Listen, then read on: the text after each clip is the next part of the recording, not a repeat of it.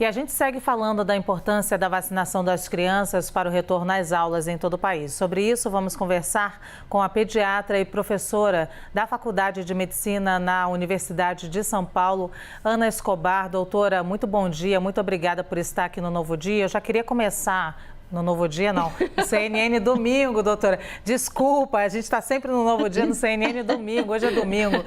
Doutora, já queria começar perguntando sobre essa questão da vacinação de crianças em São Paulo. A exigência do comprovante agora da imunização para começar o ano letivo. Sempre lembrando, doutora, que essa exigência do comprovante não vai impedir que o aluno entre na escola. Ele vai poder ir à escola, é só um incentivo para a vacinação e depois sim, notificação ao Conselho Tutelar dos pais que não vacinarem. Como é a sua avaliação dessa medida de São Paulo, doutora? Bom dia, então. Bom dia, Luciana. Bom dia, Marcela. É um prazer estar aqui com vocês. Então, vamos lá. Olha, eu vejo essa medida como muito positiva, tá? Por quê? Porque, sim, eu acho que é um dever dos pais e um direito das crianças receberem a vacina. Então, na medida em que, né, o Estado vai exigir dos pais o comprovante de vacinação, é um incentivo para que esses pais vacinem os seus filhos e entendam a importância da vacinação para os seus próprios filhos, mas também para a comunidade a que eles pertencem, que eles frequentam. Então, não é só uma questão do filho, é uma questão dos colegas dos filhos, de todo mundo que está à volta, professores e funcionários. Então, gente, isso é muito importante. É um incentivo. Claro que ninguém vai impedir a criança de entrar na escola, mas na medida em que se exige um comprovante de vacina, está se fazendo para os pais a pergunta: por que você não vacinou seu filho? Explique-se por que você não quer dar vacina no seu filho. Isso, então, eu acho muito importante. Quer dizer, os pais têm que entender a responsabilidade do seu ato de não vacinar. Com certeza. Doutora, sempre um prazer tê-la aqui com a gente. Bom, a gente sabe, né, os pais às vezes ficam angustiados com esse aumento de casos de Covid-19 nas crianças. A gente vê aqui, tem observado, inclusive nos hospitais, uma lotação maior por conta de Covid em crianças e também adolescentes, a volta às aulas chegando. Como tranquilizar os pais neste momento, uma vez que a vacina, né, que começou na semana passada, ainda não fez o efeito que deveria ou que deve fazer quando o ciclo for completo? Então, vamos lá, sim, dá para a gente tranquilizar bem vocês, pais. Por quê? Olha, o que a gente aprendeu nesses 2 anos de pandemia em relação às crianças, tá? Bom, a gente aprendeu muitas coisas. Primeira coisa que a gente aprendeu, gente, é que, assim, criança dificilmente desenvolve a forma grave da Covid. Porém, com a Ômicron, a gente está mesmo em alerta, porque um número muito grande de crianças é acometido ao mesmo tempo, de pessoas. Então, a gente tem sim um aumento do número de casos de crianças que estão mais graves ao mesmo tempo.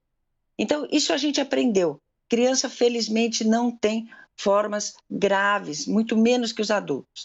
Segunda coisa que a gente aprendeu na pandemia: as escolas são locais de segurança para as crianças.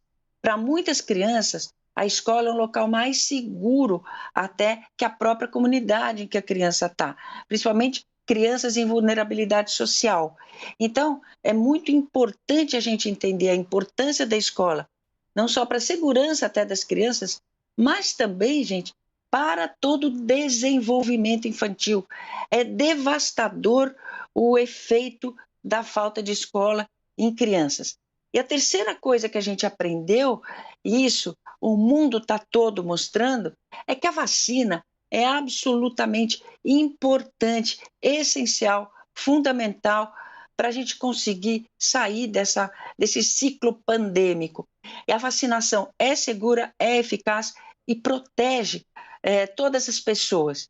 E na medida em que adolescentes já estão vacinados, professores vacinados, funcionários vacinados e as crianças começando a receber sua dose, então, gente, não tem por que não mandar seu filho para a escola agora ou adiar a ida da criança para a escola, a não ser em situações de exceção, que são crianças com comorbidades específicas que têm orientação médica para não irem para a escola.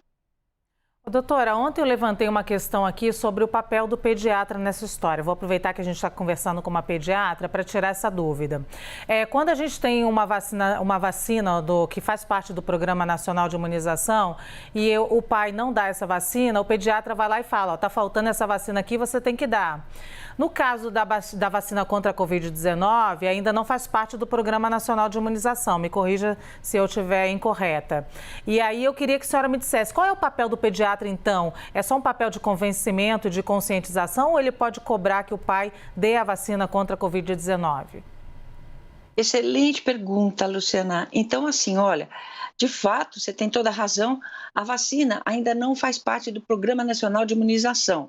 Porque a gente sabe, porque a gente tem um governo negacionista e não quer colocar a vacina contra a Covid lá.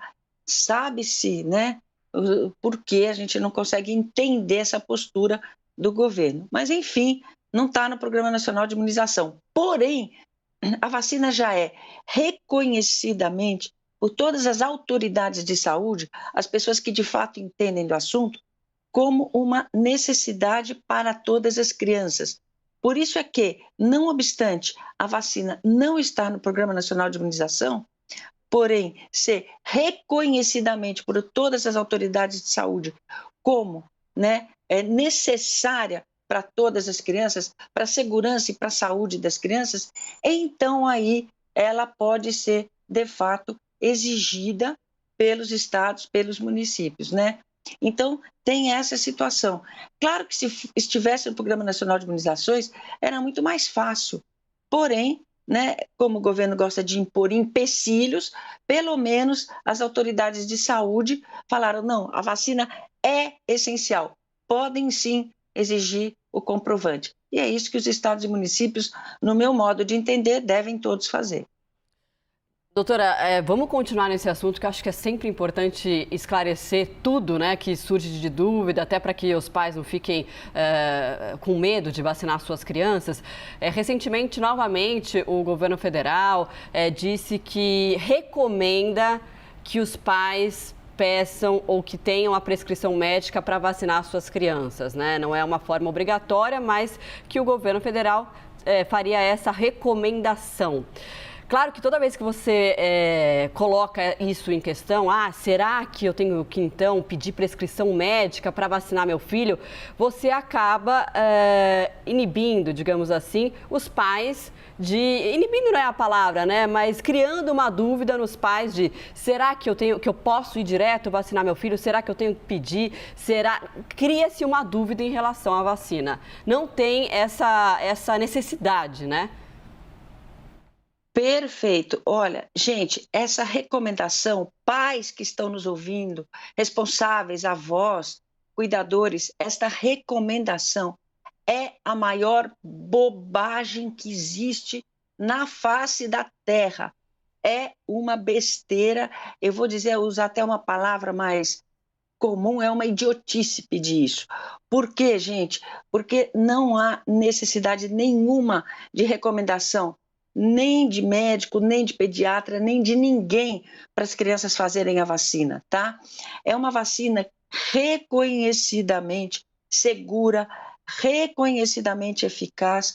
Mais de 10 milhões, muito mais de 10 milhões de crianças foram vacinadas no mundo. Vida Real já mostrou que a vacina é segura, não só segura, é essencial para a saúde do seu filho, para preservar a saúde do seu filho. Portanto, esquece essa história de recomendação, não fique inseguro com isso, não há a menor necessidade. É só você levar o seu filho a um posto de saúde e ele tem o direito de receber a vacina sem recomendação nenhuma. Então é isso aí, pais. Eu sempre falo isso, a vacina é o maior e melhor presente que vocês podem dar para o seu filho e não precisa de recomendação. Doutora Ana, a gente atrasou um pouquinho o início da vacinação de crianças por questões políticas, a gente já falou aqui. Quando começou, a senhora acha que o ritmo de vacinação ele está adequado? As crianças têm condições de voltar agora à aula? Muitas delas sem a primeira dose ou com uma primeira dose, elas correm riscos? Elas deveriam voltar já com a segunda dose, com o ciclo completo? Boa. Então, assim, olha, perdemos sim um tempo precioso para começar a vacina. Por quê? Por culpa de quem? Do governo federal, tá? Então, perdemos um tempo precioso. Porém, começamos. E o que está acontecendo? Os pais estão dando o exemplo maior. Vocês estão vendo que a adesão à vacina, felizmente, palmas para todos os pais, está muito grande em todas as cidades, né? Então, vamos começar as aulas, muitas crianças ainda não tiveram a chance de tomar vacina, outras tomaram uma dose. A dúvida dos pais, mando assim mesmo? Mandem, pessoal, mandem mesmo que ainda não tiveram a chance de tomar vacina, mandem mesmo só com a primeira dose. Por quê? Porque a escola, como a vacina, é importantíssima para o seu filho. A escola é um ambiente seguro, e a gente tem que começar o ano letivo com todas as crianças na escola. E com o tempo a gente vai conseguir, graças aí aos pais que estão mostrando responsabilidade, vai conseguir vacinar todas as nossas crianças e aí vai ficar uma situação muito melhor para todo mundo. Mas vamos chegar lá, a gente vai chegar lá, a gente está no caminho, mandem seus filhos para a escola e vacinem seus filhos. Certeza. Doutora, como que a senhora vê a situação da vacinação, não só de crianças? Claro, a gente está principalmente agora foco em crianças, mas de toda a população brasileira, comparado a outros países? Olha, o Brasil, graças ao nosso Programa Nacional de Imunização, né, que sempre foi dos melhores, um exemplo para o mundo inteiro, e agora, com esse governo, infelizmente, ele está acéfalo, porque né, não tem quem realmente dê um comando para ele. Infelizmente, isso está acontecendo agora, nesse momento, né? Mas, antes desse governo atual, nosso Programa Nacional de Imunizações foi sempre um exemplo. A gente fez campanhas fantásticas, a campanha do Zé Gotinha, a gente fez com que as pessoas acreditassem na vacina aqui no Brasil. E isso é muito bom, isso é muito positivo. Tanto é que agora a população brasileira, não obstante todos os contras que está recebendo do governo federal, né, está dando um exemplo maior e está comparecendo para receber a vacina e para levar as crianças e adolescentes para serem vacinados. Então, eu acho que a gente tem que seguir nesse rumo, seguir essa tradição boa que a gente tem. O Brasil tem inúmeras coisas boas, né? E uma delas é a nossa tradição em vacinar as pessoas e as crianças, né? As crianças de uma maneira geral, os adultos, é muito importante a gente manter essa boa tradição da gente, como tantas outras boas tradições a gente tem aqui nesse país, das quais a gente deve até se orgulhar. Doutora, para os pais que andam angustiados, que têm filhos com menos de 5 anos, a senhora acha que a gente vai ter a vacinação infantil ainda na primeira infância, para abaixo dos 5 anos, como em outros países já acontece, inclusive com a Coronavac, ainda esse ano aqui no Brasil? Sem dúvida, eu acho que é uma questão de tempo. A gente vai ter já a Coronavac aqui para crianças acima de 3 anos. A Pfizer já está fazendo estudos em crianças menores ainda, né? E eu acho que vacina e criança são duas coisas que combinam muito, né? Bebês na maternidade já estão aptos a receber a vacina que é a BCG e a hepatite B. Então, a resposta imunológica dos pequenos às vacinas é realmente muito boa. Então, eu acho que é uma questão de tempo. A vacina da Covid-19 vai entrar nos calendários de todos, do mundo inteiro, de todos os países, e vai fazer parte da rotina da vacina infantil. Não tenho a menor dúvida que vai ser assim, como é já a vacina da gripe. Eu acho que esse vai ser realmente o que vai acontecer aí pelos anos que vêm para frente. Uma medida que já vai ser do nosso cotidiano, né, da nossa rotina. Tomara que assim seja, doutora. Agora, na sexta-feira, a Anvisa aprovou o uso do autoteste aqui no Brasil. Ainda a gente não tem empresas que tenham registro para poder vender o autoteste. Esses autotestes, assim que eles forem aprovados, as empresas, e a gente estiver no mercado, nas farmácias, nas lojas que têm autorização para vender esse tipo de produto, pode ser também utilizado em criança? Pode sim, pode ser utilizado em criança tranquilamente. Então, assim, pelo que a Anvisa determinou, né, os adolescentes acima de 14 anos podem, eles próprios já têm condições de fazer o autoteste.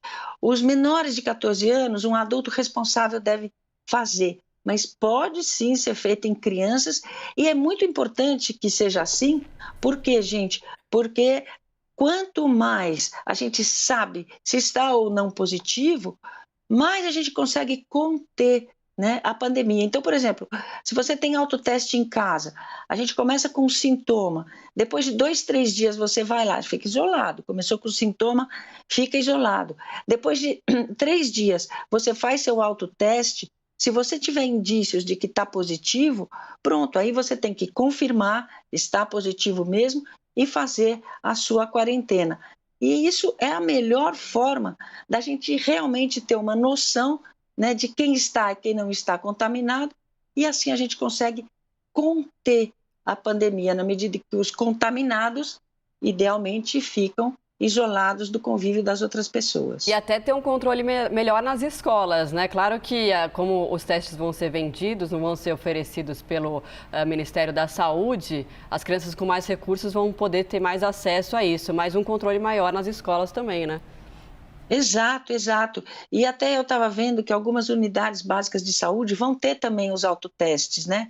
Então isso seria muito bom também para evitar filas, né? Para que as pessoas tenham mais, todas as pessoas, isso que é o ideal, tenham a oportunidade de saber se estão ou não positivas.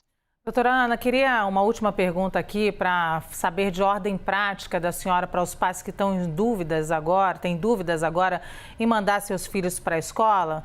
Crianças dessa idade que a gente está falando agora da vacinação, têm muitos problemas respiratórios, né? Então, e quando vai para a escola, tem contato com os coleguinhas, começa logo a ter uma gripe, um problema assim. Qual é o procedimento em tempos de Covid? Meu filho foi para a escola, vai começar agora essa semana, começa a ter problema respiratório, começa a ter sintoma de gripe. Fica em casa, dessa vez fica em casa, manda para a escola? Qual deveria ser o procedimento dos pais? Excelente pergunta também. Olha, isso é muito importante. Eu falo sempre, essa é a lição de casa dos pais. Qual é? Não mande jamais, nesses tempos de pandemia, seu filho com qualquer sinal de resfriado, de gripe para a escola. E olha, gente, a Ômicron é assim, é uma dorzinha de garganta que começa, é uma tosse seca que começa, não precisa ter tudo junto. Olha, seu filho acordou, está com tosse seca, pronto, já não vai. Ah, não, mas ele dormiu no ar-condicionado, ele isso, ele aquilo, sem desculpa. Está com qualquer sintoma respiratório, pode achar que é o ar-condicionado, a friagem que pegou, o vento que tomou, o banho frio que tomou, não importa. Está com qualquer sintoma respiratório, segura a criança em casa, é mais prudente, a gente tem que proteger o ambiente escolar. Vocês imaginam que se vocês fizerem isso, todos os pais fizerem isso, os seus filhos vão ter cada vez mais uma segurança maior nas escolas. Então, essa é, nos tempos pandêmicos, a lição de casa dos pais, né? A gente tem que, sim, vocês pais, exigir da escola as medidas de segurança, mas vocês pais também têm o seu dever, né, como cidadãos. Não mandem seus filhos doentes para a escola. Perfeito, excelente panorama aí para a gente esclarecer para os pais, mães, né, doutora, quais os cuidados das crianças, os pais têm que tomar nessa volta às aulas, também falar sobre vacinação, que é tão essencial para todas as crianças e para todos nós, né, para a gente conter aí a pandemia. A gente conversou com a pediatra e professora da Faculdade de Medicina na Universidade de São Paulo, doutora Ana Escobar, sempre um prazer tê-la aqui, muito obrigada e um ótimo domingo para a senhora. Para vocês também, Luciana, Marcela, todo mundo que está nos ouvindo, um ótimo domingo, cuidem-se, escola para a criançada. Obrigada, doutora.